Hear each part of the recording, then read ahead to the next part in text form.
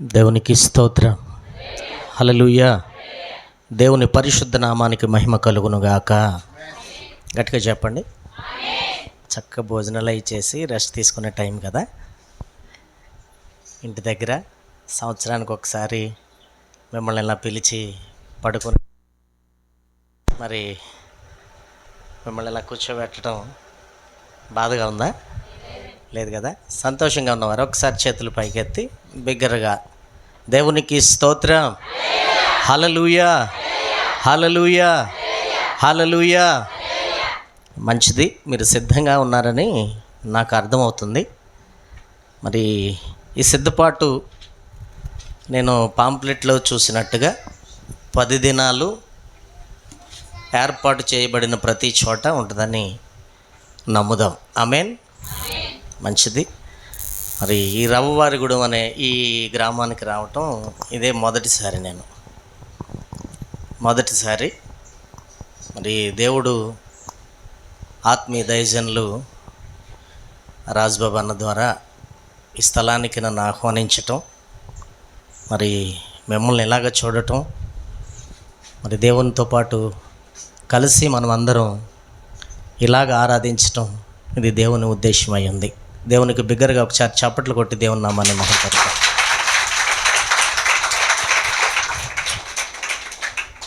అందరూ సేవ చేయటానికి సిటీస్ వెతుక్కుంటారు. అన్నీ అనుకూలంగా ఉన్న ప్రదేశం, పోషించబడటానికి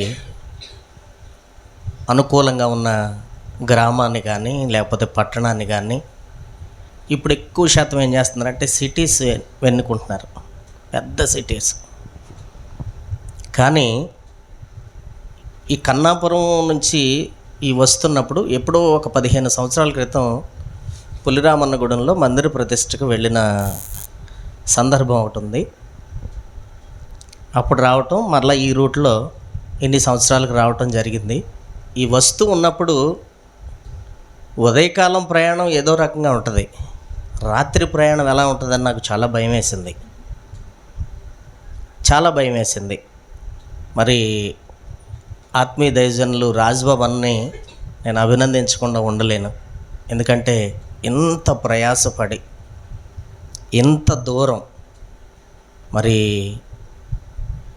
దేవుని పని చేయాలనే తపన, దేవుని కొరకు కొన్ని ఆత్మలు సంపాదించాలనేటటువంటి ఆలోచన. యేసు ప్రభువారు కొండలెక్కి ఎలాగో ప్రసంగం చేశారో, ప్రజల దగ్గరికి వెళ్ళారో, నేను ఇటు వస్తుంటే యేసు ప్రభువారు 3.5 సంవత్సరాల సువార్త కాలం అంతా జ్ఞాపకం చేసుకుంటూ వచ్చా. చాలా డెడికేషన్ కలిగిన సేవకులు, సమర్పణ కలిగిన సేవకులు, వారు మనకు దొరకటం చాలా ఆశీర్వాదం. అందుకే మీరు ఎంత ఆశీర్వాదంగా ఉన్నారు. దేవునికి స్తోత్రం. నేను చాలా చోట్లకి వాక్యం చెప్పడానికి వెళ్తారు. వెళ్ళినప్పుడు సంఘస్థుల ముఖాలు తెలిసిపోతూ ఉంటాయి. కానీ మీలో నాయకుని యొక్క ఆతృతలో నుంచి వచ్చినటువంటి ఫలితం నాకు కనపడుతుంది. దేవునికి స్తోత్రం. రాజ్బాబు అనే ముందు, ఆయన ముందు మేము చిన్న పిల్లలం, బాగా నాన్నగారితో పాటు సేవ చేసినటువంటి దైవజనులు. ఆయన ఎప్పుడన్నా మా ప్రాంతానికి వాక్యం అందించటానికి పిలువబడితే మాకు ఆ రోజు పండగలాగా ఉండేది. మీ దైవజనుని గురించి చెప్తున్నాను, వినండి జాగ్రత్తగా. మా దగ్గరికి ఎప్పుడన్నా పిలువబడితే ఆయన వాక్యం చెప్తున్నంతసేపు కూడా చాలా పరలోక ఆనందం. ఆయన పాడే పాట మధురం మధురం నా ప్రియ యేసు అనే పాట ఆయన నోటితో పాడితేనే బాగుంటుంది, ఆయన పాడితేనే బాగుంటుంది. నేను ఎక్కువ దిప్పకాయలపాడు ప్రాంతానికి వాక్యం అందించడానికి వచ్చేవాడిని. రావాలి అంటే కనుక కొయిలగూడ నుంచి రావచ్చు, కానీ మేము ఇలాగ బొత్తప్పగూడెం మీదుగా, కిచ్చప్పగూడెం మీదుగా దిప్పకాయలపాడు వచ్చి వెళ్తూ ఉంటాను. నేను వచ్చినప్పుడల్లా వెనక్కి తిరిగి వెళ్ళేటప్పుడు ఎప్పుడైనా రాజ్బాబు అనే సంఘంలోకి ఒక పాటలు పాడటానికో లేకపోతే అలా ఇన్స్ట్రుమెంట్ ప్లే చేయటానికో ఎప్పుడన్నా వెళితే బాగుండు అనుకునేవాడిని వచ్చిన ప్రతిసారి 20 సంవత్సరాల నుంచి.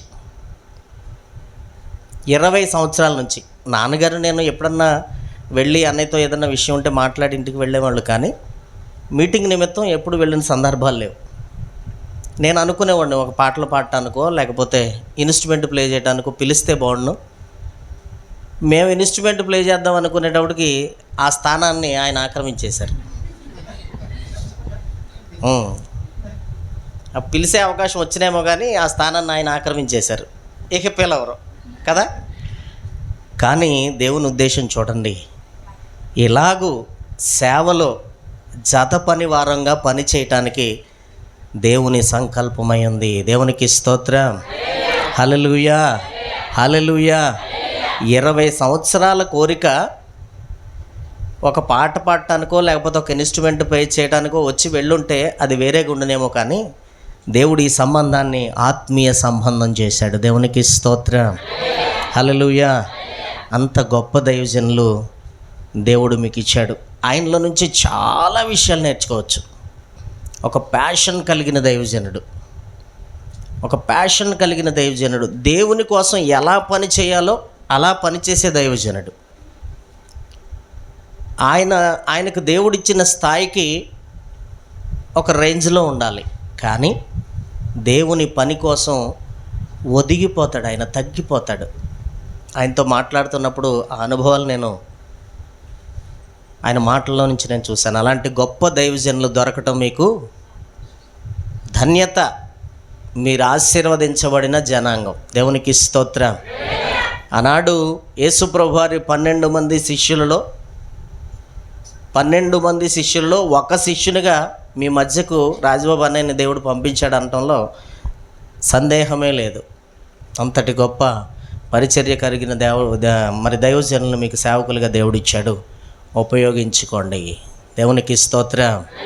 హల్లెలూయా, హల్లెలూయా.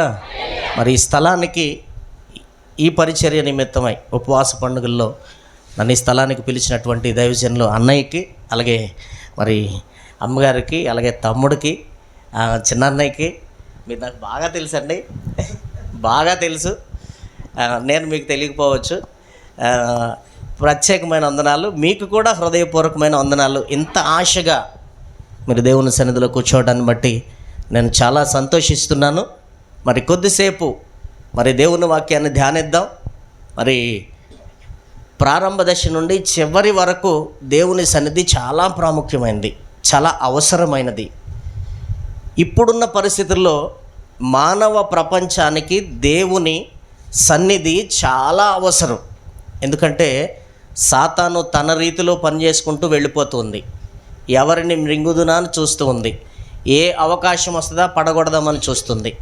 అలాంటి సమయంలో ఎంత ఎక్కువగా దేవుని సన్నిధిలో మనం బలపడితే అంత పరలోకానికి వెళ్ళటానికి చక్కటి బాటలు వేసుకున్న వారం అవుతాం. దేవునికి స్తోత్రం. కనుక చాలా శ్రద్ధగా దేవుని వాక్యాన్ని విందాం. నాకంటే మొదటి మరి ఈ సెషన్లో వాక్యాన్ని పంచుకున్నటువంటి దైవజనులకు కూడా నా హృదయపూర్వక వందనాలు తెలియజేస్తున్నాను.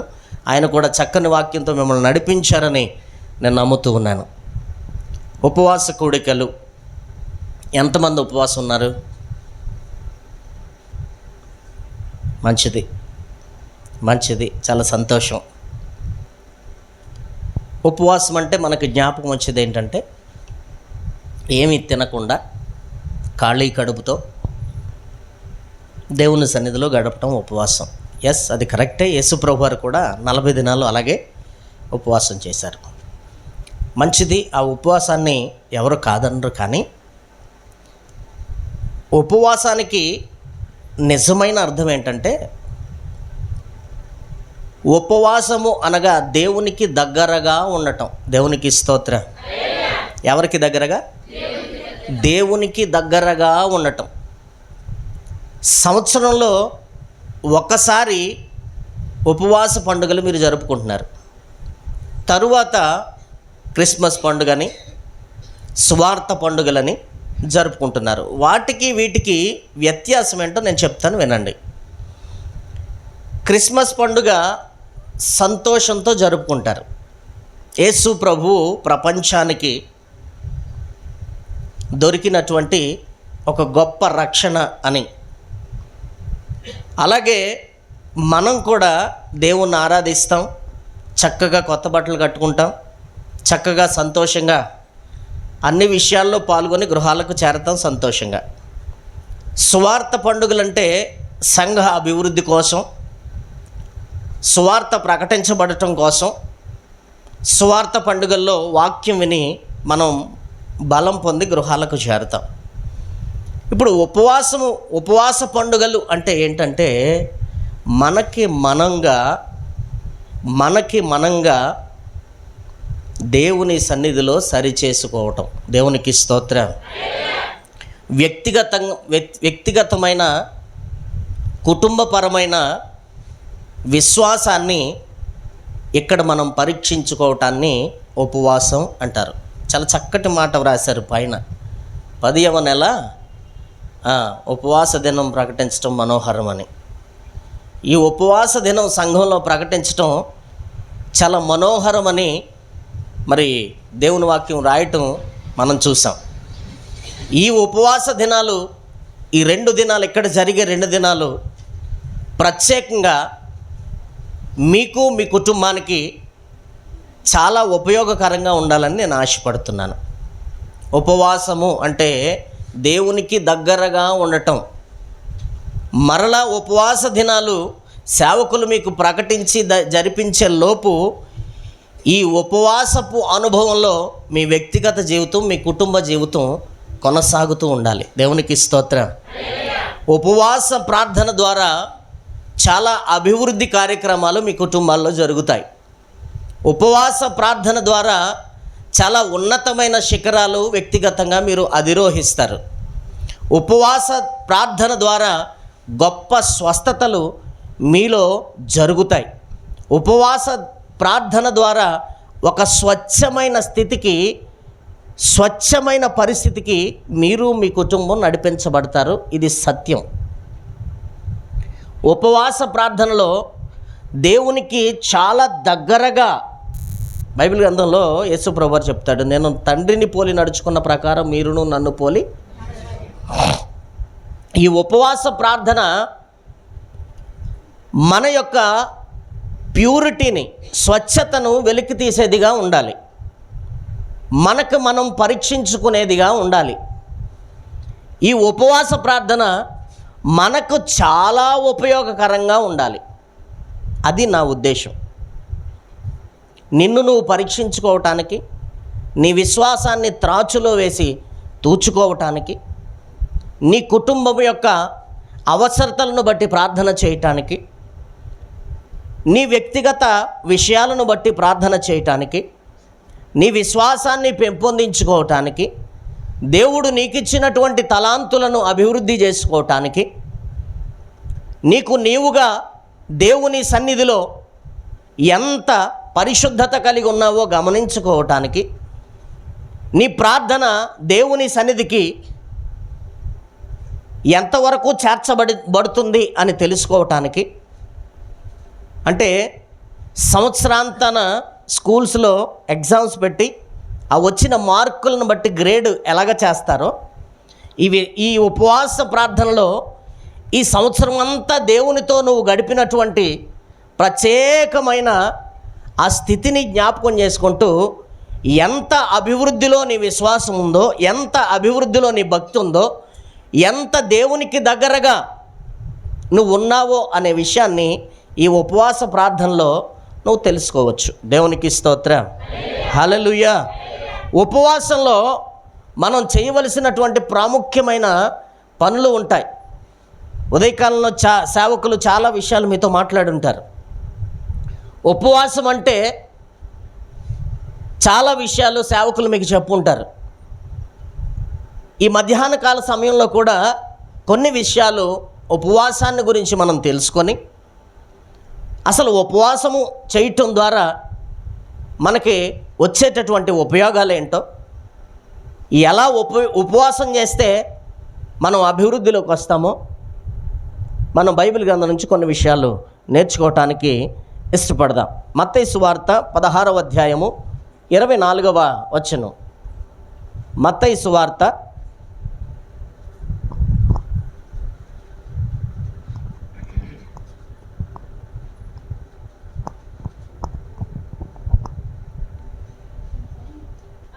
10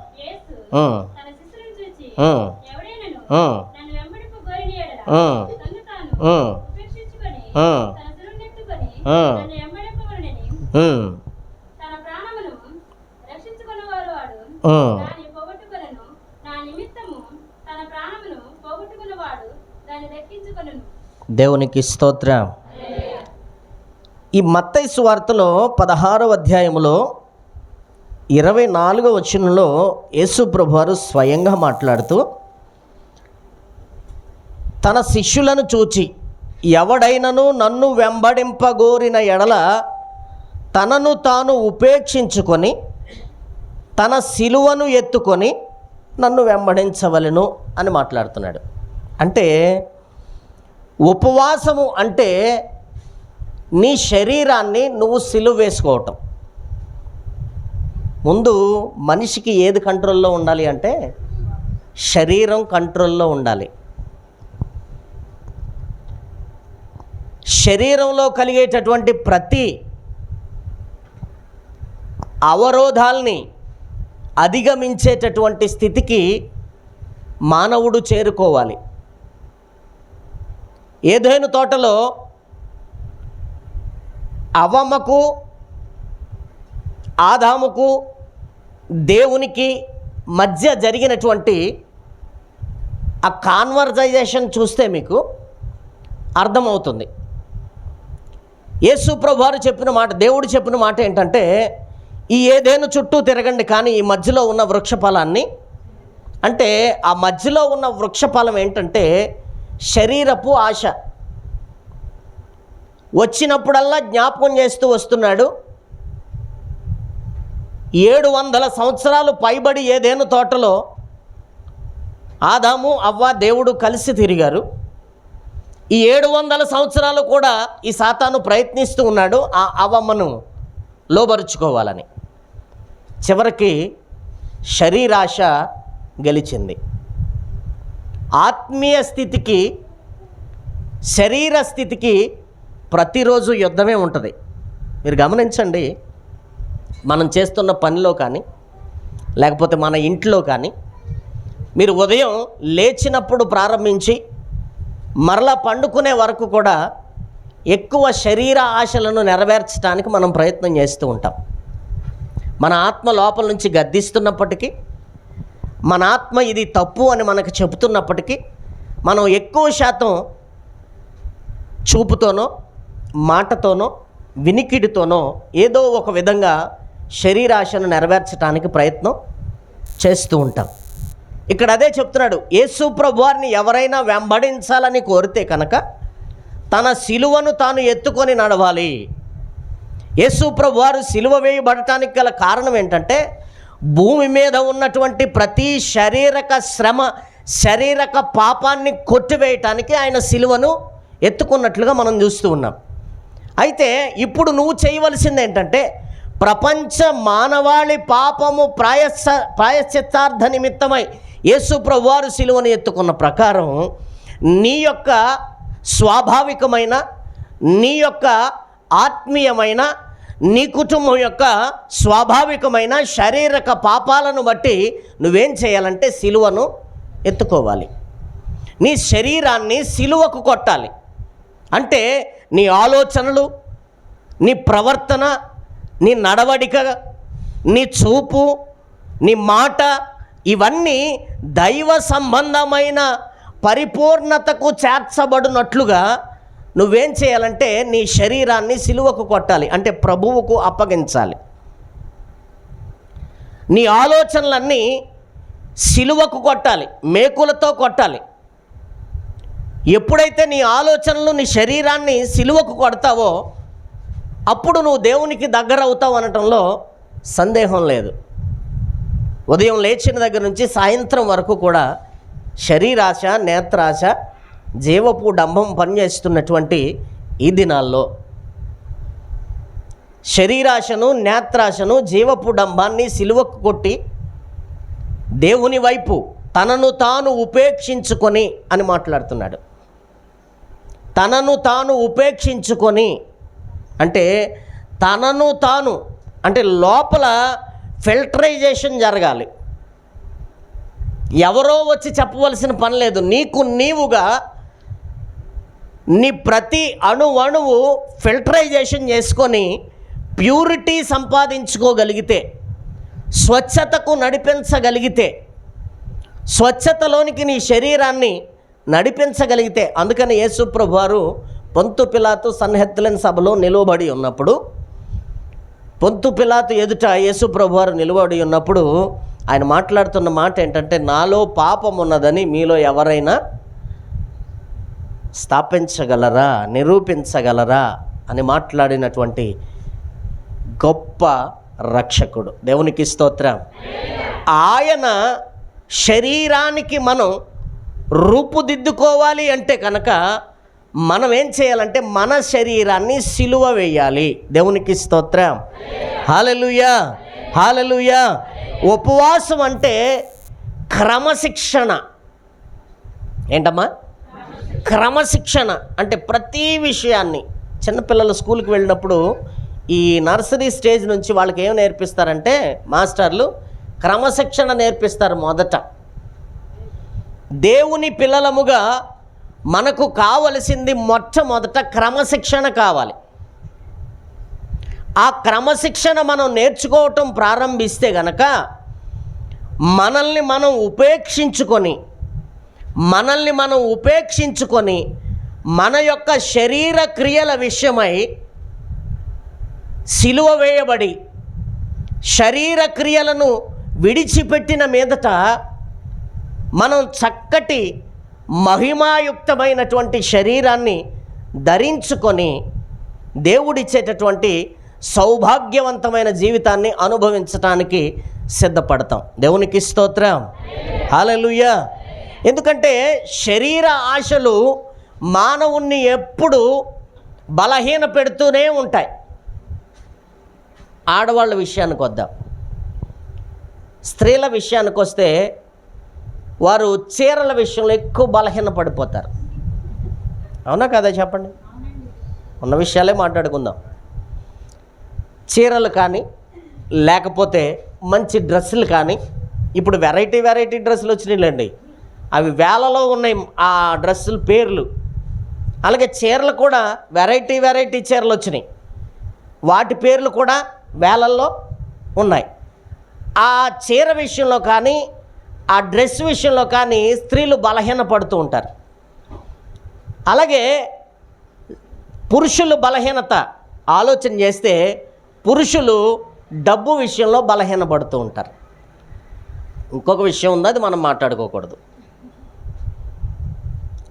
డబ్బు విషయంలో బలహీన పడుతూ ఉంటారు.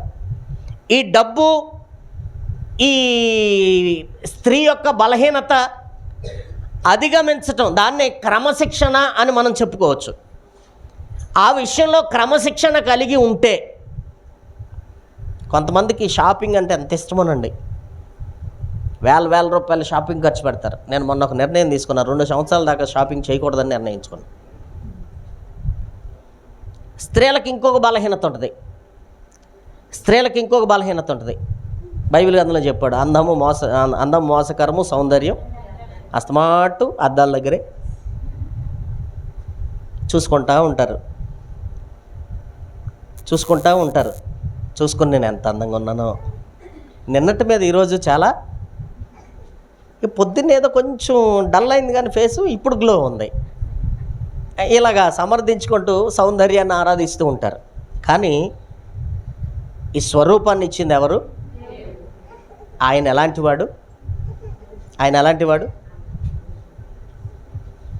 వాడు? బహుసుందరుడు, మనోహరుడు. మరి ఆయన చేసిన మనం ఎలా ఉంటాం? ఇక అర్థం చూసుకోవాల్సిన అవసరం ఉందంటారా? దేవునికి స్తోత్రం. ఇక అద్దాలు కొనకండి. దేవునికి స్తోత్రం. హల్లెలూయా, హల్లెలూయా. విశ్వాసంలో మనం ఎప్పటికప్పుడు మనం త్రాచులో వేసి తూచుకోవాలి. దేవుని బిడ్డలుగా మనం చాలా విషయాల్లో లోకస్తులతో పోటీ పడుతూ ఉంటాం, లోకస్తులతో సరితూచుకుంటూ ఉంటాం. అలాంటివి మానేయాలి. అసలు లోక సాంగత్యమే వద్దని అపొస్తలుడైన పౌలు చెప్తున్నాడు. లోక సాంగత్యం దేవునికి వైరం అని అపొస్తలుడు పౌలు చెప్తూ ఉన్నాడు. చాలా చక్కటి మాటలు చెప్తున్నాడు. ఇప్పుడు నువ్వు చేయవలసింది ఏంటంటే, ఈ ఉపవాస కూడికలు చాలా మనోహరమైనవిగా నువ్వు ఎంచి వీటిలో పాల్గొంటున్నావు కాబట్టి ఈ ఉపవాస కూడికల ద్వారా నువ్వు దేవునికి దగ్గర అవ్వాలి. దేవునికి దగ్గరయ్యి నీ మనస్సు ఆయనకి, ఆయన మనస్సు నీకు తెలిసే అంత స్థితికి వెళ్ళాలి. నువ్వు పిలవగానే త్రావు పక్కన గుడ్డు భిక్షకుడు దావీదు కుమారుడా అనగానే వినబడిందా లేదా? బాగు చేశాడా లేదా? నీవు కూడా మందిరంలో మోకరించి, లేదా నీ రహస్య స్థలంలో ఇంట్లో మోకరించి నువ్వు ప్రార్థన చేయటానికి ప్రారంభించి ఒక్కసారి దేవుణ్ణి పిలువగానే నీ స్వరము దేవుని తాకేంతగా అంత దగ్గరగా నువ్వు చేర్చబడాలి. చేర్చబడాలి అంటే నీకు నువ్వుగా ఏమవ్వాలంటే ఉపేక్షించుకొని సిలువ వేయబడాలి. ఉపేక్షించుకొని సిలువ వేయబడాలి. మొట్టమొదట నీ శరీరాన్ని సిలువకు కొట్టాలి. యేసు ప్రభువారు చెప్తున్న మాట. ఇప్పుడు నువ్వు ఉపవాసం చేస్తున్నప్పుడు ఎలా ఉపవాసం చేయాలో చాలా చక్కగా చెప్తాడు. మత్తయి సువార్త 6వ అధ్యాయం 16, 17లో.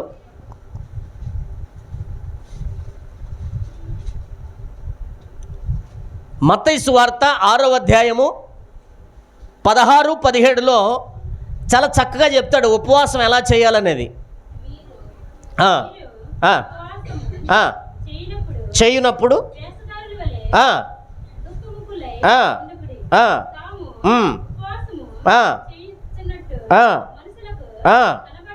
కనబడవలెనని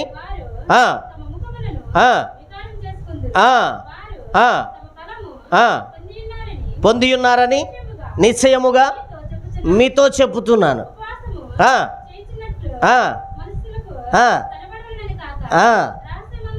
రహస్యమందున్న నీ తండ్రికే కనబడవలెనని నీవు ఉపవాసము చేయనప్పుడు నీ తల అంటుకొని నీ ముఖము కడువుకొనుము. దేవునికి స్తోత్రం.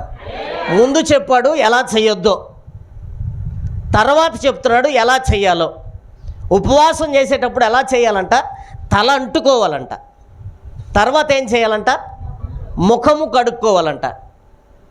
తల అంటుకొని చక్కని షాంపూ వేసి తలంటుకొని, లేకపోతే కుంకుడుగాయతో తలంటుకొని మంచి సబ్బుతో, మైసూర్ శాండల్ సబ్బుతో మొహం కడుక్కొని వచ్చి మందిరంలో కూర్చుంటే చాలా చాలా.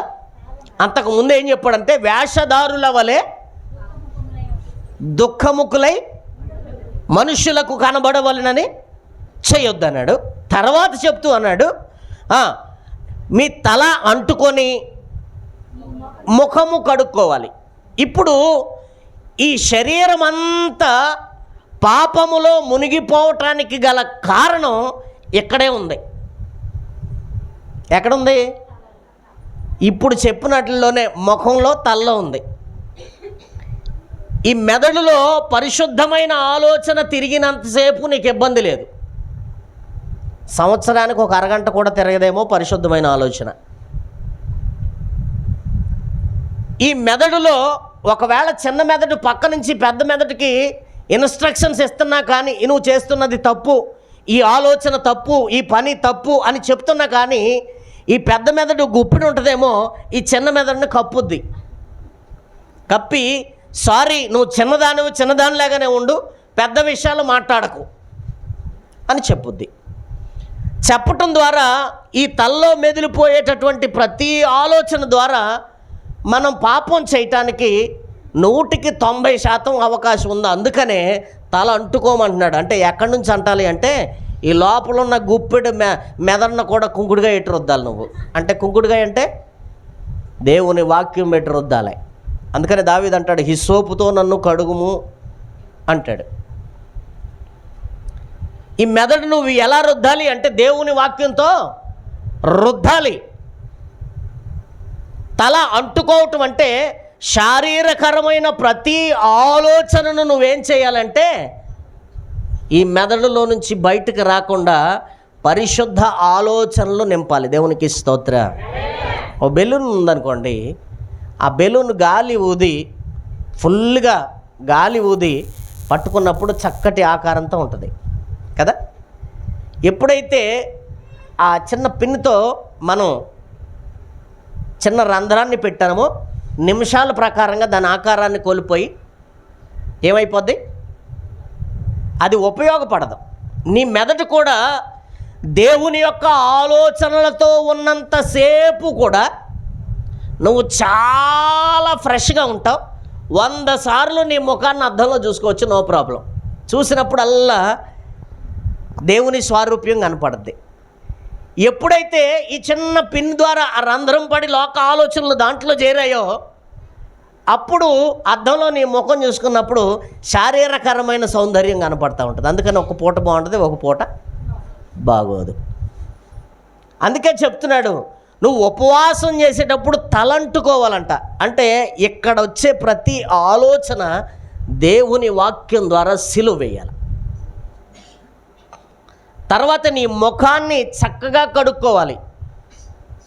ఈ ముఖం చాలా డేంజర్, చాలా డేంజర్. ఎందుకంటే ఈ ముఖం నీతో చెప్తూ ఉంటుంది, శారీరకరమైన ప్రతి విషయాన్ని నీతో ప్రస్తావిస్తూ ఉంటుంది. నీ అందాన్ని పొగిడేలాగా చేస్తూ ఉంటుంది ఈ ముఖం. నీ కళ్ళ ఛాయను చూసుకొని మురిసిపోతూ ఉంటుంది. నీ శరీరం యొక్క సౌందర్యాన్ని చూసి మురిసిపోతూ ఉంటుంది. ఈ లోకంతో ఎక్కువ శరీర ఆశలతో పోల్చుకొని చాలా సంతోషపడాలని కోరుకుంటూ ఉంటుంది. కనుక ఈ ముఖాన్ని దేనితో కడగాలి? దేవుని వాక్యంతో కడగాలి.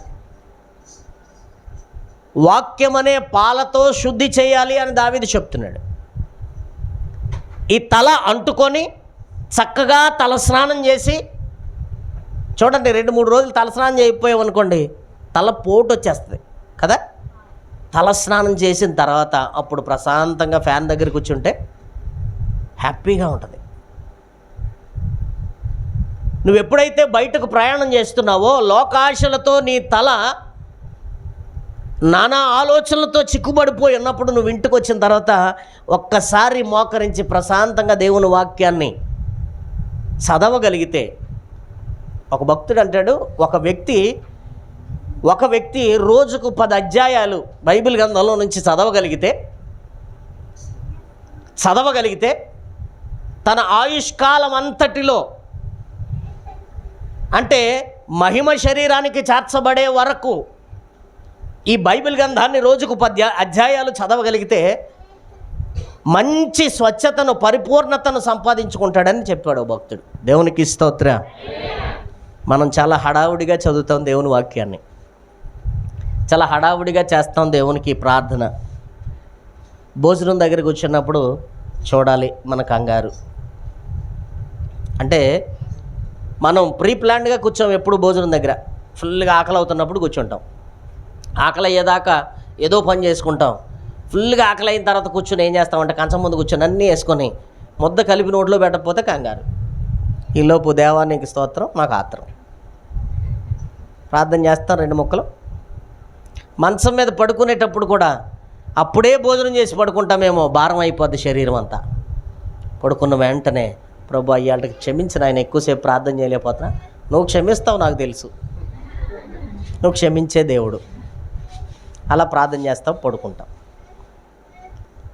ఇవన్నీ కాలక్రమేణా జరిగిపోతున్నాయి. కానీ యేసు ప్రభు వారి 2వ రాకడ సమయాన ఆయన స్వరం విని ఎత్తబడాలి అంటే కనుక నువ్వు భూమి మీద చేసేటటువంటి ఈ ప్రక్రియ ఏదైతే ఉందో, ఈ ఉపవాస దినాల్లో నువ్వు చేయవలసిన పనులు ఏవైతే ఉన్నాయో, నీ శరీరాన్ని సిలువకు కొట్టి, నీ తల అంటుకొని, నీ ముఖం శుభ్రం చేసుకొని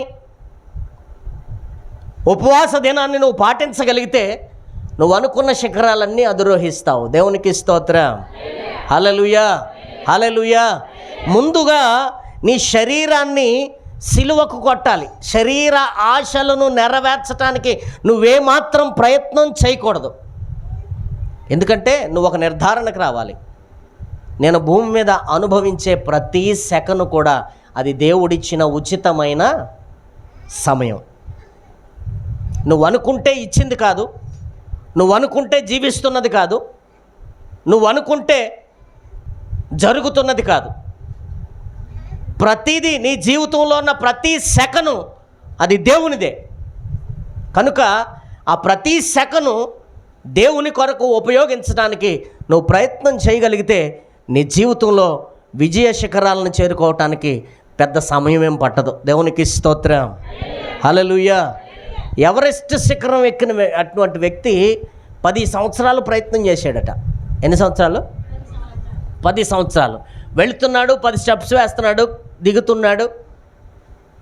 ఏంటి అసలు ఇన్ని సంవత్సరాలు నేను ఓడిపోవటానికి గల కారణం ఏంటి? ఇన్ని సంవత్సరాలు నేను దిగిపోవటానికి కారణం ఏంటి? ప్రతి సమస్యకు ఒక పరిష్కారం ఉంటుంది అన్న విషయాన్ని ఈ 10 సంవత్సరాల్లో తెలుసుకోలేకపోయాడు.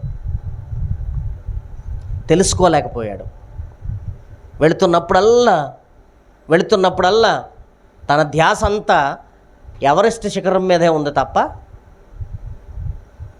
తన ధ్యాస అంతా ఎవరెస్ట్ శిఖరం మీదే ఉంది తప్ప వేరే ఆలోచన లేదంట. ఈసారి 10వ సంవత్సరంలోనట బయలుదేరే ముందు మోకరించి 2 గంటలు ప్రార్థన చేశాడట. దేవునికి స్తోత్రం. ఎన్ని గంటలు? ప్రభువా, నాకు ఆ ఎవరెస్ట్ శిఖరం కనబడట్లే. అందుకని దావీదు అంటాడు, నేను ఎక్కలేనంత ఎత్తైన కొండపైకి ఎక్కించుటకు నన్ను నడిపించుము అని. నాకు ఆ ఎవరెస్ట్ శిఖరం కనబడట్లే. ఎవరెస్ట్ శిఖరం కొన్ని కిలోమీటర్లు అయి ఉండొచ్చు, కానీ అంతకంటే ఎక్కువ 2 గంటలు ప్రార్థన చేసి తను ఎక్కుతున్నప్పుడు ఆ శిఖరాన్ని ఊహించుకోలేదట. తను పైకెక్కాడు, చాలా నిమిషాల్లో అనుకుంటా ఎక్కాడు. ఎక్కిన తర్వాత ఆలోచన చేస్తే అప్పుడే వచ్చేసింది ఆ కొండ, అప్పుడే ఎక్కేసానా, అప్పుడే గిన్నీస్ బుక్కా. అతను అలాగ 8 సార్లు ఎక్కాడట. దేవునికి స్తోత్రం. నువ్వు కూడా నీ విశ్వాస జీవితంలో ఉన్నప్పుడు నువ్వు చాలాసార్లు మందిరానికి వస్తూ వెళుతూ సంవత్సరాలు గడిచిపోతున్నాయి, కానీ తీరని సమస్యలు ఉండుండొచ్చు. జరగని అద్భుతాలు నీ పట్ల జరగకపోవచ్చు. కానీ నువ్వేం చేయాలంటే నీ శరీరాన్ని ఉపేక్షించి నీ ఆలోచనలు సిలువకేసి కొట్టాలి. దేవునికి స్తోత్రం. దేవుని మీద ఆధారపడాలి. దేవుని మీద ఆధారపడి దేవుని సహాయం కోసం ఎదురు చూస్తే దేవుని ప్రజల మీదకి గొల్యాతు దండెత్తి వచ్చినప్పుడు గొల్యాతు 6 మూరల జానడు ఉన్నటువంటి శత్రువుగా ఒక్కడిగా వచ్చి చాలా భయంకరమైన పరిస్థితి అక్కడ నెలకొల్పినప్పుడు ఇజ్రాయేలు ప్రజలు కూడా వచ్చారు, శత్రువులు కూడా ఉన్నారు. కానీ ఆ ఒక్కడిని మాత్రమే వారందరూ చూసి భయపడుతున్నారు. ఆ ఒక్కడి దేహదారుఢ్యాన్ని చూసి, వాడు చేస్తున్నటువంటి విపరీతమైన చర్యలు చూసి భయపడుతూ ఉన్నారు. దావీదు ఎప్పుడైతే వచ్చాడో వాడి యొక్క విపరీతమైన రూపానికి చెక్ పెట్టాడు. దేవునికి స్తోత్రం. నీ జీవితంలో కూడా తీరని సమస్యలు ఒకవేళ అలా కనబడితే కనుక ఎక్కడో యేసయ్య ఉన్నాడు నీలో, ఆయన వెలికి తీయలేకపోతున్నావు. ఎక్కడో దాన్ని అధిగమించేటటువంటి విశ్వాసం నీలో ఉంది, దాన్ని వెలికి తీయలేకపోతున్నావు. వెలికి తీసి ఒక్కసారి ప్రయత్నం చేసి చూడు, ఖచ్చితంగా నువ్వు విజయాన్ని పొందుకుంటావు. దేవునికి స్తోత్రం. హల్లెలూయా, హల్లెలూయా. నువ్వు ఉపవాసం చేస్తున్నప్పుడు నీ శరీరాన్ని సిలువ వేయాలి, మొట్టమొదటి విషయం. రెండవది, నువ్వు ఉపవాసం చేస్తున్నప్పుడు వాక్యాన్ని చదవాలి. దేవునికి స్తోత్రం. హల్లెలూయా, హల్లెలూయా. ఎంతమంది వాక్యాన్ని చదువుతున్నారు? మన చేతిలో ఉన్నది పరిశుద్ధ గ్రంథం అని మనకు తెలుసు. ఈ గ్రంథం గురించి మాట్లాడితే అరగంట పైన మాట్లాడచ్చు. కోటాను కోట్ల పుస్తకాలు ఇప్పుడు అమ్ముడవుతున్నటువంటి ప్రత్యేకమైన ప్రతీక మనం చేత్తో పట్టుకుంటున్నామని తెలుసు. యేసు ప్రభువారికి సాదృశ్యం అని తెలుసు. యోహాను సువార్తలో చెప్పినట్లుగా ఆ వాక్యమే శరీరధారి అయి కృపాసత్య సంపూర్ణుడిగా మన మధ్య నివసిస్తుందని మనకు తెలుసు. మరి ఇది చేత్తో పట్టుకొని మనం మందిరానికి వస్తున్నాం, గృహానికి వెళుతున్నాం. మరి ఎన్నిసార్లు ఈ వాక్యాన్ని మనం చదవగలుగుతున్నాం? దావీదు రోజుకు 7 మార్లు ప్రార్థన చేసేవాడట, 7 మార్లు బైబిల్ గ్రంథాన్ని ధ్యానించేవాడట. దేవునికి స్తోత్రం. అది సరిపోవటం లేదని సమయం దొరికినప్పుడల్లా దేవుని వాక్యాన్ని దావీదు అందుకనే అంటాడు, నీ వాక్యము దొరకగా నేను దానిని భుజించి తిని అంటాడు. అది ఎలా ఉంది అంటే కొవ్వును మెదడును దొరికినట్లుగా ఉన్నది అంటాడు వాక్యం గురించి వ్రాస్తూ. అదే వాక్యాన్ని గురించి మాట్లాడుతూ దావీదు అంటాడు, నీ వాక్యమే నా పాదములకు దీపము, నా త్రోవకు వెలుగునై ఉన్నది అని మాట్లాడుతూ ఉంటాడు. వాక్యం గురించి చాలా ప్రత్యేకమైన విషయాలు దావీదు మాట్లాడుతూ ఉంటాడు. అలాంటి వాక్యాన్ని మనం చేత్తో పట్టుకొని ఉన్నాం. మరి ఆ వాక్యాన్ని చదవాలా వద్దా? చదవాలా? 10th క్లాస్ చదివే పిల్లాడు బుక్స్ అన్నీ పట్టుకొని పొద్దున్నే బ్యాగ్ భుజాన వేసుకొని స్కూల్కి వెళ్ళి మళ్ళీ బ్యాగ్ భుజాన వేసుకొని ఇంటికి వచ్చి ఇంటి దగ్గర పెట్టేసి మళ్ళీ పొద్దున్నే వెళ్ళేటప్పుడు భుజాన వేసుకొని స్కూల్లో పెట్టి మళ్ళీ అక్కడి నుంచి వచ్చేటప్పుడు భుజాన వేసుకుని ఇంటికి సంవత్సరం 365 రోజులు అలాగే తిరిగాడు అనుకోండి, పాస్ అవుతాడా? ఎన్ని మార్కులు వస్తాయి? మరి మన విశ్వాసం ఎన్ని సంవత్సరాల ఎక్స్పీరియన్స్ మనది? ఎన్ని సంవత్సరాల ఎక్స్పీరియన్స్ మన విశ్వాసం? ఇన్ని సంవత్సరాల ఎక్స్పీరియన్స్లో ఎన్నిసార్లు మనం వాక్యాన్ని చదవగలుగుతున్నాం? ఉపవాస ప్రార్థనలో దేవుడు మీతో నేరుగా మాట్లాడుతున్నాడు, మిమ్మల్ని అడుగుతున్నాడు. నీ శారీరక క్రియలను సిలువకు వేసి కొట్టడమే కాకుండా, సిలువ వేయటమే కాకుండా వాక్యాన్ని చదవాలి. వాక్యాన్ని చదివితే నువ్వేంటో నీకు తెలుస్తుంది. దేవుని వాక్యాన్ని చదవగలిగితే నీ సామర్థ్యం ఏంటో నీకు తెలుస్తుంది. దేవుని వాక్యాన్ని ధ్యానించగలిగితే నీ శక్తి ఎంతో నీకు తెలుస్తుంది. బైబిల్ గ్రంథంలో ప్రార్థన చేసి దేవుని వాక్యాన్ని చదివి ఉన్నత శిఖరాలకు చేరిన వారు చాలామంది ఉన్నారు. మరి నీ జీవితంలో కావాలనుకుంటున్న విషయాన్ని నువ్వు జరిగించాలి అంటే, నువ్వు అనుకున్నది పొందుకోవాలి అంటే దేవుని వాక్యం దగ్గరికి రావాలి. దేవుని వాక్యం దగ్గరికి రావటం ప్రారంభం చేస్తే నువ్వు ఎలా నడుచుకోవాలో, నువ్వు ఎలా మాట్లాడాలో, నువ్వు ఎలా జీవించాలో దేవుని వాక్యం బోధిస్తూ ఉంటుంది. దేవుని వాక్యం చదివినప్పుడు, దేవుని వాక్యాన్ని భుజిస్తూ ఉన్నప్పుడు మీరు చూడండి, మీరు ఇంటి దగ్గర ఆవులు కానీ పాడి ఉంటుంది కదా ఇంటి దగ్గర, మీరు గమనించండి. మీరు ఇంత మోపు గడ్డి తీసుకొచ్చి అక్కడ వేస్తే 10 నిమిషాల్లో తినేస్తుంది. 10 నిమిషాల్లో తినేస్తుంది. తిన్న తర్వాత అదేం చేస్తుందంటే చక్కగా ఓ ప్రక్కకు వెళ్ళి కూర్చుని హాయిగా నెమ్మరు వేస్తుంది. అంటే ముందు దొరికిన దాన్ని ఏం చేసిందంటే తింది. తినేసి అప్పుడు దాంట్లో ఉన్నటువంటి ఆ బలాన్ని నెమరు వేస్తుంది. ఇక్కడ వాక్యం సేవకులు బోధిస్తున్నప్పుడు మీరేం చేయాలంటే తింటున్నారా వింటున్నారా? వింటే ఉపయోగం లేదు, తింటే ఉపయోగం ఉంది. దేవునికి స్తోత్రం. హల్లెలూయా, హల్లెలూయా. ఇందాక దావీదు అన్నాడుగా, నీ వాక్యము నాకు దొరకగా నేను భుజించాను. వాక్యం వింటే ఉపయోగం లేదు, వాక్యం తింటే ఉపయోగం ఉంది. ఆ వాక్యాన్ని నువ్వు తిని ఏం చేయాలంటే ఇంటికి వెళ్ళిన తర్వాత ఆవో ఉన్నటువంటి గేదో అలా కూర్చోమంటలే, నేను చక్కగా అంట్లు దోముతూ కూడా నెమరయ్యచ్చు కదా, అంట్లు దోముతూ కూడా. ఈ మధ్య నేను కొన్ని విషయాలు గమనించింది ఏంటంటే, చక్కగా ఇంట్లో టీవీ మంచి వాల్యూమ్ పెడతారు, లేదా మొబైల్, ఇప్పుడు ఆండ్రాయిడ్ మొబైల్స్ వచ్చేసినాయి కాబట్టి చక్కగా దీంట్లో యూట్యూబ్లోకి వెళ్ళి ఒక పాట పెట్టి మంచి వాల్యూమ్ పెడతారు. పెట్టి కొండల దగ్గర కూర్చొని దాంతోపాటు కూన్ రాగం వేస్తూ ఉంటారు. ఏది నెమరేస్తుంటారు? యూట్యూబ్లో ఇప్పుడు ఈ ఫోక్ సాంగ్స్ అంట చాలా ట్రెండ్ అయిపోయినాయి. ఎక్కడ చూసినా అయ్యే కనపడుతున్నాయి. మిలియన్ వ్యూస్ వచ్చేస్తున్నాయి. మిలియన్ వ్యూస్, వేలాది రూపాయలు, లక్షలాది రూపాయలు సంపాదించేస్తున్నారు వాటి ద్వారా. ఇలా కష్టపడే సేవకులకి అంటే దానికి అర్థం ఏంటంటే మీరు తింటలేదు, వింటున్నారు. మీరేం చేయాలంటే వాక్యాన్ని తినాలి. తిని ఇంటికి వెళ్ళిన తర్వాత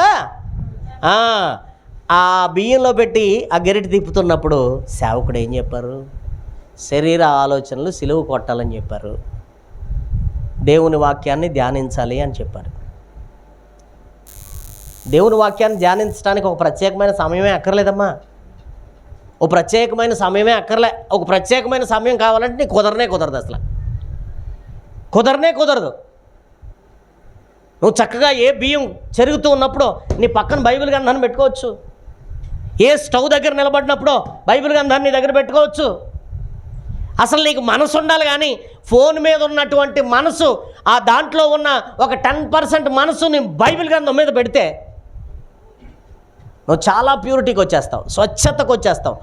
ఇప్పటికీ మీరు ఆలోచించుకోండి, మీరంటే మీకు తెలియదు. ఇప్పటి వరకు కొన్ని సమయాల్లో మీకు మీరే నచ్చరు. ఏంటో నేనంటే నాకు నచ్చుతలేదు ఈ మధ్య అంటాం. ఎందుకని? ప్యూరిటీ లేదు. మీ పట్ల మీకే సరైన అవగాహన లేదు. ఆ సరైన అవగాహన మీకు కలగాలంటే మీరేం చేయాలంటే దేవుని వాక్యాన్ని వీలైనంత వరకు దేవుని వాక్యాన్ని చదవాలి. మీకు అన్నీ అర్థం అవ్వలేదనుకోండి. ఇక్కడ సేవకులు చెప్తున్నారు, చాలా అనుభవజ్ఞులైన సేవకులు. ఆయన మాట్లాడుతుంటే, మేము మాట్లాడుతుంటే 10 నిమిషాలకో 15 నిమిషాలకో బోరు కొడద్దేమో, కానీ రాజ్బాబు అన్నీ మాట్లాడుతుంటే ఆయన వాయిస్ ఎలా ఉంటుందంటే సచ్ ఎ స్వీట్ వాయిస్. దేవుడు తన స్వరాన్ని ఎంత చక్కగా వాడతాడంటే దేవుడు అంత మంచి స్వరం ఆయన నోటి నుంచి వస్తున్నప్పుడు అసలు చెవులు కానీ మనసు కానీ ఎటు వెళ్ళదు. అంత గొప్ప దైవజనులు దేవుడు మీకు ఇచ్చాడు. ఆ వాక్యాన్ని విని ఇంటికి వెళ్ళిన తర్వాత మనం ఏం చేయాలి? దానిని నెమరు వేసుకోగలిగితే మీకే ఉపయోగం. అంతేనా? ఇప్పుడు ఈ 10 రోజులు 4వ తారీఖు నుంచి 14వ తారీఖు దాకా షెడ్యూల్ ప్లాన్ చేసుకొని ఇక్కడేమో అమ్మగారు, అన్నయ్య, వారికి సహకరించేటటువంటి వ్యక్తులు, అలాగే జాబ్కు వెళ్ళాల్సిన అన్నయ్య, తర్వాత తమ్ముడు, ఎన్నో పనులు పెట్టుకొని ఇంత టైట్ షెడ్యూల్ ప్లాన్ చేసి ఇక్కడికి వచ్చి పని కట్టుకుని ఇక్కడికి వచ్చి మేము పగలొస్తాం, చక్కగా వెళ్తుండగానే ఇంటికి వెళ్ళిపోతాం. మళ్ళీ రాత్రి మీటింగ్ అయిన తర్వాత 11 గంటలకి దారులు వెతుక్కుంటూ గృహానికి ఎవరి కోసం? నిజం చెప్పండి, ఎవరి కోసం? కిచ్చప్పగూడెంలోకి వచ్చుంటే ఇవాళ వెళ్దా? ఈరోజు ఏం వారం? శుక్రవారం గడవదా? కిచ్చప్పగూడెంలోకి వచ్చుంటే గడవదా? మరి ఎందుకు ఈ శుక్రవారాన్ని రవ్వవారి గుడం కోసం ప్రత్యేకపరచటం? దేనికోసం? మీకోసమే. మీ దైవజనుడికి ఆపకుండా రోజంతా చప్పట్లు కొట్టినా మీ యొక్క కృతజ్ఞతను తెలుపుకోలేరు. దేవుడు ప్రేమించి గొప్ప దైవజనుడు మీకోసం పంపించాడు. మరి ఆయన చెప్తున్నటువంటి ప్రతి మాట మీ జీవితాల్లో ఫలింపుగా ఉండాలి. దేవునికి స్తోత్రం. హల్లెలూయా, హల్లెలూయా, హల్లెలూయా. దేవుని వాక్యాన్ని ధ్యానించటం ద్వారా ఇప్పుడు ప్రార్థన అయిపోద్ది, ఇంటికి వెళ్తారు, ఫుల్ సౌండ్ పెడతారు, తోట దగ్గర కూర్చుంటారు, కొండలతో ఉంటుంది.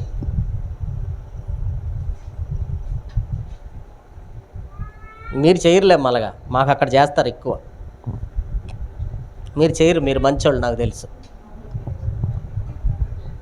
అంటే మనం ఏం చేస్తామంటే ఈ లోకానికి దేవునికి కూడా 2 కలిపేస్తాం. 2 రోజులే కదా టీవీ కట్టేద్దాం అన్న ఆలోచన కూడా మీరు చేయరులే, అలాగా నాకు తెలుసు, మీరు మంచోళ్ళు. వాక్యాన్ని ధ్యానించాలి. ఇక్కడి నుంచి వెళ్ళిపోగానే ఇక్కడ చెప్పబడిన ప్రతి మాట దేవుడు ఇంకొక రీతిలో ఆ వాక్యాన్ని చదువుతున్నప్పుడు దేవుడు మీతో మాట్లాడతాడు. అది చేయటానికి ప్రయత్నం చేయాలి. దేవుని వాక్యాన్ని ధ్యానించాలి.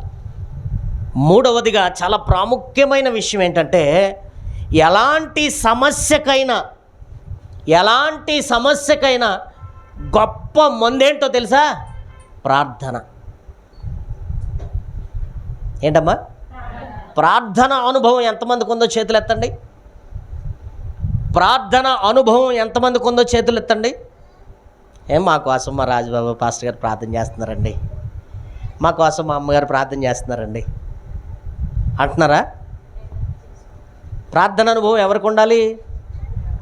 నేను మాట్లాడేది ప్రత్యేకంగా మీకోసమే. ఈరోజు సేవకుడు ఎలాగ ప్రార్థన చేస్తున్నారు, ఆయన సమర్పించుకున్నారు కాబట్టి ఇన్ని సంవత్సరాలు మీతో తన ప్రయాణాన్ని కొనసాగిస్తున్నారు. ఆరోగ్యం ఉన్నా లేకపోయినా, అనుకూలత ఉన్నా లేకపోయినా, భోజనం ఉన్నా లేకపోయినా మీతో ఆ యొక్క ప్రయాణాన్ని కొనసాగిస్తున్నారు. కానీ ఈరోజు ప్రత్యేకత ఏంటో తెలుసా?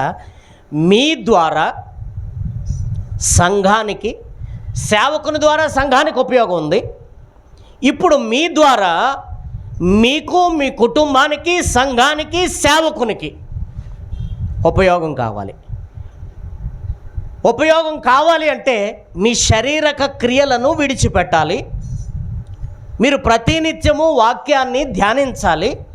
మూడవది ప్రార్థన చేయాలి. దేవునికి స్తోత్రం. హల్లెలూయా, హల్లెలూయా. ప్రార్థనకు మించిన ఆయుధం ఇంకా విశ్వాసికి ఏది లేదు. నీ ప్రతి సమస్యకు ప్రార్థనే.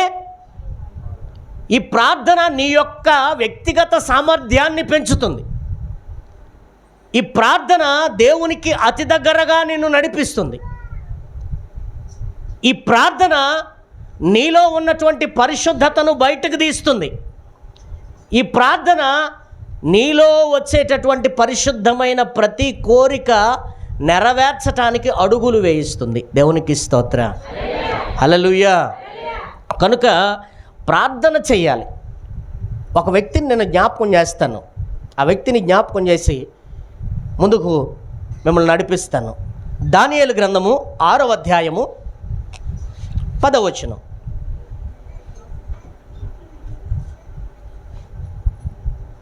దానియేలు గ్రంథము 6వ అధ్యాయము 10వ వచనం. ఇట్టి శాసనము సంతకము చేయబడినని దానియేలు తెలుసుకొని అతడు తన ఇంటికి వెళ్ళి యథాప్రకారముగా ముమ్మారు మోకాళ్ళుని తన ఇంటిని యెరూషలేము తట్టునకు ప్రార్థన చేయుచు ఆయనను స్తుతించుచు వచ్చెను. దేవునికి స్తోత్రం. చాలా చక్కగా వినండి ఈ మాటలు.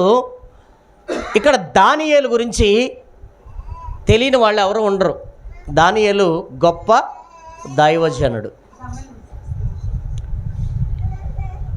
ఈ దానియేలు ఇప్పుడు మనం చదువుతున్న వచనాల్లోకి వచ్చేటప్పటికి పర్షియా దేశానికి ఈ దానియేలు ఒక అధికారిగా ఉండటాన్ని మనం గమనిస్తూ ఉంటాం.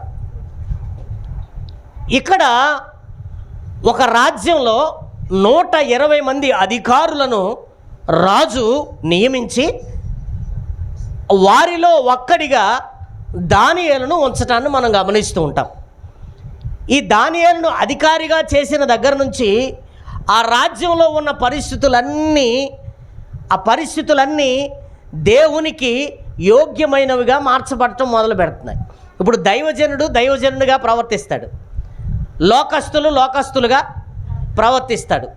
ఈ దైవజనుడిగా ప్రవర్తించటం మొదలుపెట్టిన దగ్గర నుంచి, అంటే ఇందాక మనం చెప్పుకున్న మాటల్లో దేవుని వాక్యాన్ని ధ్యానించటం కానీ, శరీర క్రియలకు దూరంగా ఉండటం కానీ, ఎదుటివారిని ప్రేమించటం కానీ, ప్రతి విషయంలో దేవునికి లోబడి జీవించటం కానీ, ఈ విషయాలన్నీ ప్రజలందరికీ నచ్చటం ప్రారంభమయ్యాయి. దేవునికి స్తోత్రం. ఈ ప్రజలందరికీ నచ్చటం ద్వారా రాజుకు కూడా దానియేలు దగ్గరయ్యాడు. రాజు దానియేలును ప్రేమించడం ప్రారంభం చేశాడు. ఇది లోకపరంగా ఉండే వ్యక్తులకు, శరీరానుసారంగా నడిచే వ్యక్తులకు నచ్చకపోగా రాజు దగ్గరికి వెళ్ళి ఈ దానియేలు గురించి అనేకమైన వ్యతిరేక విషయాలు చెప్పడం ప్రారంభం చేసి వారు ఏమన్నారంటే, అయ్యా, దానియేలు తన యొక్క దేవుణ్ణి పూజిస్తున్నాడు కనుక ఒక శాసనం పెడదాం, నిన్ను తప్ప ఎవరికి నమస్కారం చేయకూడదు. అలా చేస్తే కనుక మరణశిక్ష అని ప్రకటిద్దాం. దానియేలు ఏం చేస్తాడో చూద్దాం.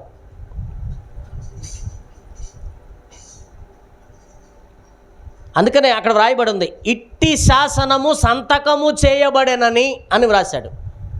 రాజు వ్రాసేదాన్ని ఏమంటారు? శాసనం అంటారు. ఇక దాన్ని మీరటానికి లేదు. బైబిల్ గ్రంథంలో ఉంది కదా, అజ్ఞాతి క్రమమే పాపము, పాపము వలన వచ్చు జీతము మరణము అని ఎలాగైతే దేవుడు చెప్పాడో, ఈ రాజు కూడా శాసనం చేశాడు. ఆ శాసనాన్ని ఎవరు మీరకూడదని. ఇది రాజ్యంలో ఉన్న వాళ్ళందరికీ అప్లై అవుతుంది, దానియేలుకు కూడా అప్లై అవుతుంది. గమనించండి, ప్రార్థన చేయటం ద్వారా ఎలాంటి విజయాన్ని మనం పొందుకుంటాము అంటే, దానియేలుకి ఈ విషయం తెలిసి ఉద్యోగం ఇచ్చిన రాజు కాళ్ళ మీద వెళ్ళి ఆలోచించండి చాలా జాగ్రత్తగా. ఈ విషయం తెలుసుకున్న దానియేలు భయపడిపోయి రాజు కాళ్ళ ఎదుట పడలేదు, సాష్టాంగపడి నమస్కారం చేయలేదు, రాజుకు భయపడలేదు. వీటన్నిటికంటే ఆ చేయబడిన శాసనానికి భయపడలేదు. ఎందుకు భయపడలేదంటే, సైన్యములకు అధిపతియగు యెహోవా అనే రాజును మ్రొక్కటానికి దానియేలు తన జీవితంలో నిర్ణయం తీసుకున్నాడు. దేవునికి స్తోత్రం. దానియేలు పెద్ద ప్రవక్తలలో ఒక ప్రవక్త. పెద్ద ప్రవక్తలలో మొట్టమొదటి ప్రవక్త. తన యొక్క విశ్వాసాన్ని కాపాడుకోవటమే కాకుండా, ప్రతినిత్యము వాక్యం ధ్యానించటమే కాకుండా, దేవుని యందు భయభక్తులు కలిగి ఉండి ప్రార్థన చేసే వ్యక్తిగా మనం ఇక్కడ చూస్తూ ఉన్నాం. ఎలాంటి సమస్యకు దానియేలుకు పరిష్కారం దొరికింది అంటే, తను ఏం చేశాడంట, రోజుకు మాదిరిగానే ఈ విషయాన్ని తెలుసుకున్న తనలో ఎటువంటి భయం లేదు. వెళుతున్నాడు యెరూషలేము వైపు, తన కిటికీలు తీస్తున్నాడు, రోజుకు ముమ్మారు ప్రార్థన చేస్తున్నాడు. ప్రతి దినము తను చేసేది ఏంటంటే, మనం అప్లై చేస్తే సప్లై దొరుకుద్ది. ఏం అప్లై చేయాలా?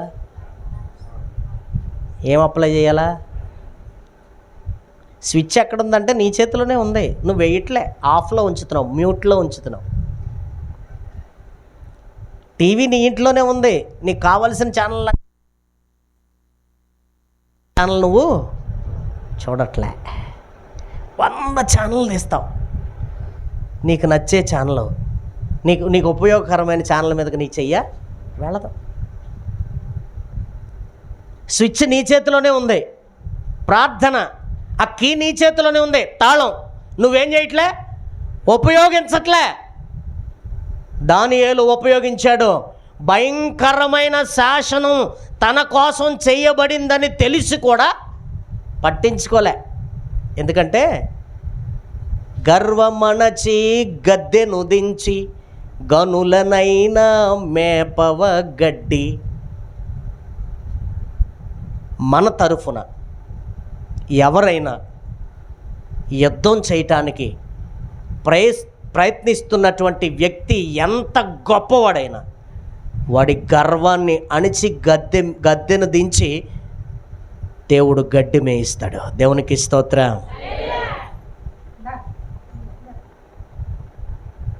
కనుక ప్రార్థన అనే ఆయుధాన్ని నువ్వు చేతపట్టుకొని నువ్వు పని చేయాలా. ప్రార్థన విడిచిపెట్టకూడదు. ప్రతి క్షణం నువ్వు అప్లై చేయవలసింది ఏంటంటే ప్రార్థన. మదిలో ఏముండాలి అంటే హృదయంలో ఏముండాలి? వాక్యం ఉండాలంట.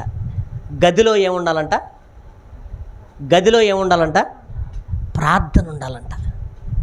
మదిలో వాక్యం, గదిలో ప్రార్థన. ఎప్పుడైతే ప్రార్థన నువ్వు నీ గదిలో కలిగి ఉంటావో, రహస్యమందున్న నీ తండ్రికి నీ హృదయాన్ని పరుస్తావో నీ ప్రార్థన ఆయన వినట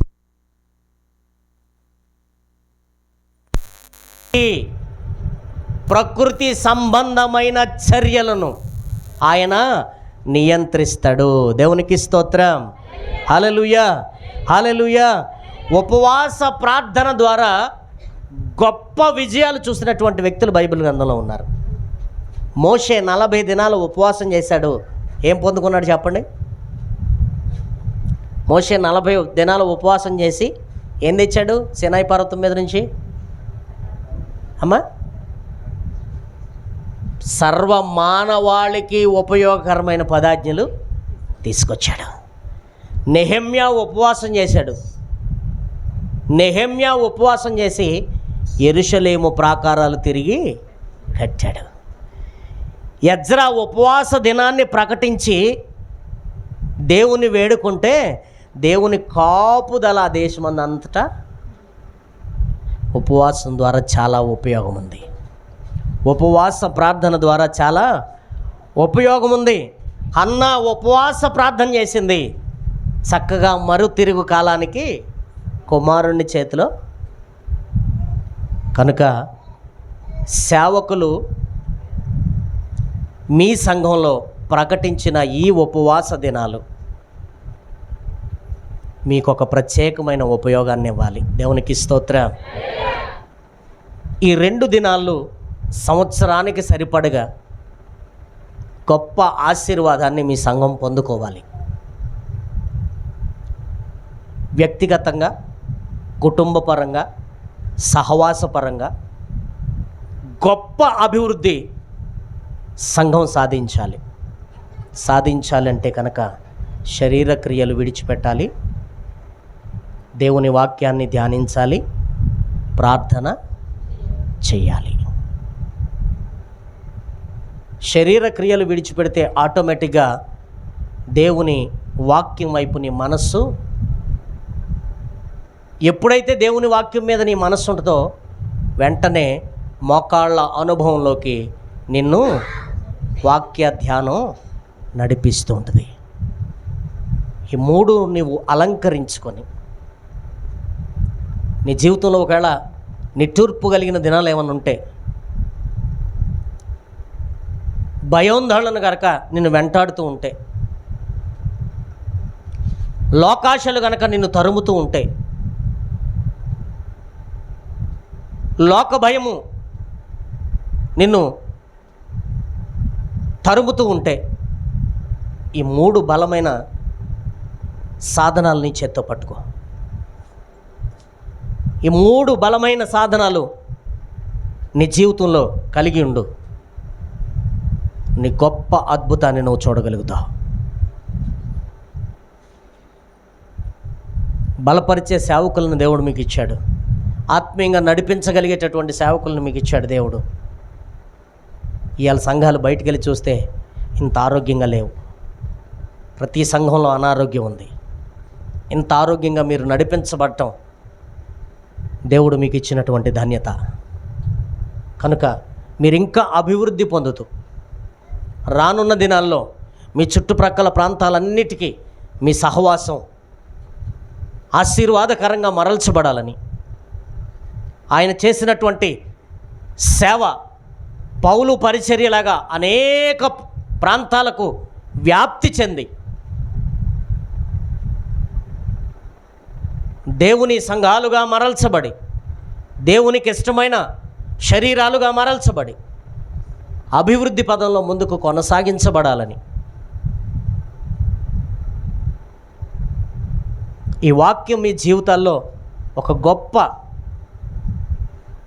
మార్పు తీసుకురావాలని, ఈ వాక్యం ద్వారా ఇంకా మీరు దేవునికి దగ్గర అవ్వాలని ఆశపడుతూ, దేవుడు మరలా ఒక సమయం ఇస్తే, దేవుని చిత్తమైతే, దేవుని రాకడ ఆలస్యమైతే ఇలాంటి మహిమకరమైన పరిచర్యలో మరొకసారి మీతో పాలు పంచుకోవటానికి దేవుడు సమయం ఇస్తే మరొకసారి మనం అందరం కలుద్దాం. దేవుని సన్నిధిలో అందరం పాలిభాగస్థులమై ఒకరికొకరు ప్రేమించుకుంటూ, ఒకరికొకరు హెచ్చరించుకుంటూ, ఒకరికొరకు ఒకరు ప్రార్థన చేసుకుంటూ ఆశీర్వదించబడుతూ ముందుకు కొనసాగిపోదాం. అటు రీతి కృపా భాగ్యత దేవుడు మనకు అనుగ్రహించి నడిపించునుగాక. ఒక పాట పాడుకుందామే. పిన్ ఉందా? ఆడియో పిన్ ఉందా లేదా?